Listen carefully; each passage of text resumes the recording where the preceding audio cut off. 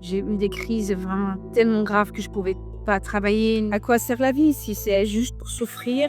Ça, c'est les conséquences de l'endométriose, une maladie qui concerne des millions de femmes dans le monde, mais qui reste très mal diagnostiquée. Concrètement, c'est une pathologie qui survient quand du tissu semblable à l'endomètre vient se loger dans d'autres parties du corps. Ce tissu réagit avec les hormones, ce qui peut provoquer des inflammations, mais aussi des douleurs qui peuvent être parfois insupportables. On estime que l'endométriose touche une femme sur 10 en France et dans le monde. Pourtant, on met environ 8 ans pour être diagnostiqué parce que les examens sont très lourds et parce que les douleurs, pourtant très fortes, sont encore beaucoup trop banalisées. Résultat, les femmes passent des années et des années à essayer de se faire diagnostiquer sans réponse claire. Mais depuis quelques années, des chercheurs lyonnais travaillent sur une piste, un test salivaire qui s'appelle l'endotest et qui permettrait potentiellement de détecter la maladie beaucoup plus tôt. Un test non invasif, plus simple que les examens actuels. Les résultats sont disponibles en une dizaine de jours, assez incroyable quand la plupart des femmes mettent des années à mettre un mot sur leurs symptômes. Ma maman m'a toujours parlé de son errance médicale.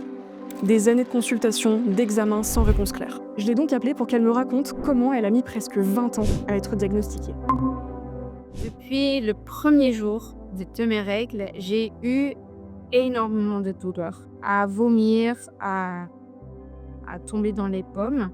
Mais mes parents pensaient que c'était normal. Dans les années qui ont suivi, en fait, ça devenait de plus en plus important. Je commençais à avoir des piqûres de morphine.